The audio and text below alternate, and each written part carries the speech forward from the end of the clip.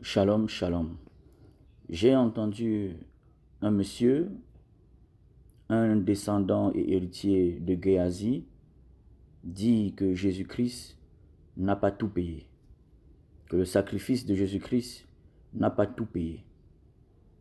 C'est pourquoi j'appelle ce monsieur un descendant, n'est-ce pas, de Géasi, héritier de Géasi, serviteur du grand prophète Élisée. La Bible nous dit, dans le livre de Jean, chapitre 19, verset 30, que tout est accompli. Que signifie tout est accompli, mon ami? Cela signifie que tout ce qu'il fallait faire pour restituer l'homme dans la gloire qu'il avait lors, n'est-ce pas, lorsque Dieu avait créé Adam et Ève, a été fait. Et nous savons que lorsque Dieu a créé Adam et Ève étaient bénis par l'Éternel. Leur postérité était bénie par l'Éternel. Ils avaient de multitudes de choses, n'est-ce pas, à leur disposition, sur lesquelles ils étaient appelés à dominer et à régner. Mais, lorsque l'homme et la femme ont péché, ont abandonné, n'est-ce pas, l'Éternel, ils ont été privés de toutes les bénédictions de Dieu, des bénédictions spirituelles comme des bénédictions, n'est-ce pas, physiques. Et cela nous renvoie dans le livre de Ésaïe chapitre 59, les 3 premiers versets, où le Seigneur nous dit que ce qui nous sépare de lui, c'est le péché. Ce qui sépare l'homme de Dieu, c'est le péché. Ce n'est pas le chômage, ce n'est pas le célibat, ce n'est pas le foirage, ce n'est pas la galère, ce n'est pas ce n'est que le péché qui sépare l'homme de Dieu. Par le sacrifice de Jésus-Christ de Nazareth, Jésus-Christ, en disant tout est accompli, il nous donne de comprendre que par son sang, il a racheté tous les hommes et les femmes afin, n'est-ce pas, de les restituer dans la communion avec l'Éternel des armées. Dès lors où le péché quitte entre l'homme et Dieu, l'homme est dans la bénédiction. L'homme est dans les délices, n'est-ce pas, de l'Éternel. L'homme vit le royaume, n'est-ce pas, de Dieu. Donc ce qui sépare l'homme du péché, de l'homme de Dieu, c'est le péché. Et le sacrifice, l'offrande pour enlever le péché entre l'homme et Dieu a été donné. Ce sacrifice, c'est Jésus-Christ crucifié. C'est Jésus-Christ crucifié. Voilà pourquoi il n'y a pas un autre sacrifice que quelqu'un peut faire, quelqu'un doit faire pour être en communion avec Dieu. La seule chose qu'il faut faire, c'est accepter Jésus. Et en acceptant Jésus-Christ, son sang nous lave de tous les péchés que nous avons commis. Et si tous nos péchés sont enlevés par le sang de Jésus-Christ, nous sommes en pleine communion avec l'Éternel des armées. Donc nous sommes dans la vie et non dans la mort. La vie accompagne tout ce que nous faisons. La vie accompagne nos enfants. La vie accompagne nos activités. La vie accompagne nos études. La vie accompagne nos projets, nos business. La vie accompagne tout cela parce que nous sommes en communion avec la vie qui est l'Éternel, n'est-ce pas, des amis.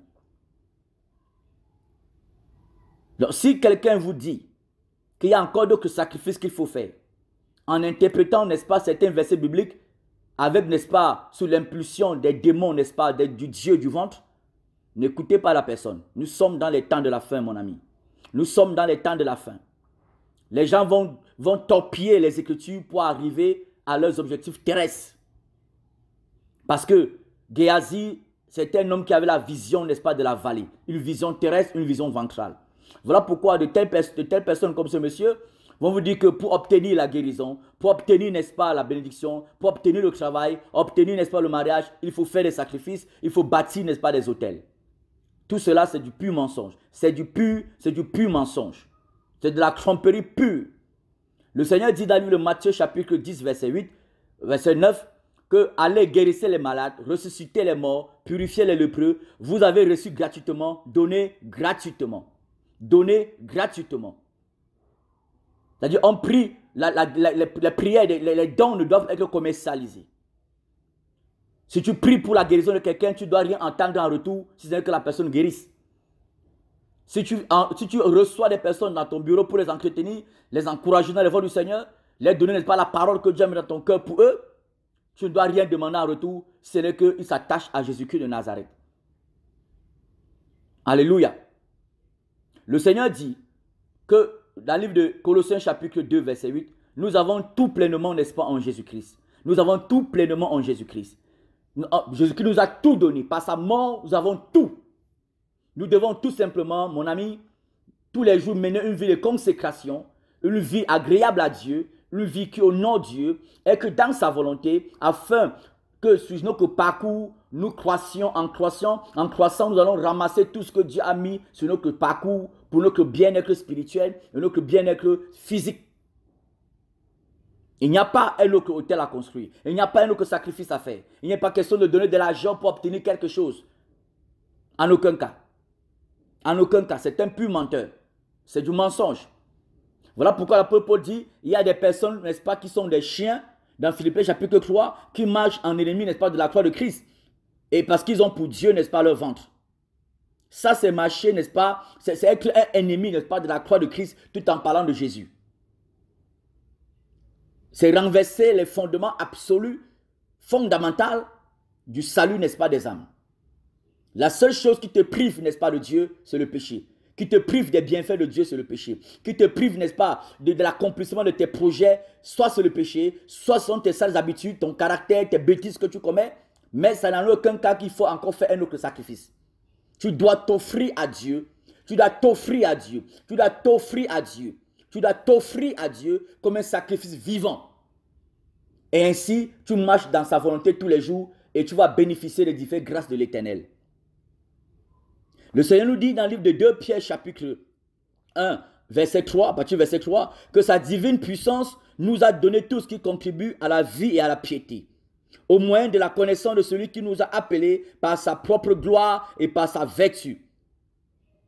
Tout ce qui contribue à la vie et à la piété. La vie, nous sommes sur la vie sur la terre, la piété, la crainte que nous avons du Seigneur. Donc en Jésus-Christ, nous avons toute l'onction nécessaire pour craindre Jésus-Christ, pour craindre l'Éternel, pour obéir à la parole du Seigneur. Et nous avons tout ce qui est nécessaire pour notre épanouissement physique, même sur la terre, selon la volonté, n'est-ce pas, de l'Éternel. Vous avez reçu gratuitement, donnez gratuitement. Vous avez reçu gratuitement, donnez gratuitement. Tout prédicateur, toute personne qui fait le marchandage, le commerce dans l'église, dans les assemblées, qui fait le croc, comprenez que c'est un descendant, n'est pas de Géasi, un cousin, n'est-ce pas, de Simon le magicien. Attachons-nous à la vérité car le Seigneur revient. Tous ne sont pas de Dieu. Tous ne sont pas de Dieu, mais ils parlent de Dieu, mais tous ne sont pas de Dieu. Tous ne sont pas de Dieu. Fais attention à ce que tu manges, parce que ce que tu manges comme évangile, comme doctrine, c'est ça soit c'est ça qui te sauvera, soit c'est ça, n'est-ce pas, qui te condamnera. Car il y a un autre évangile dehors. Il y a un autre évangile dehors.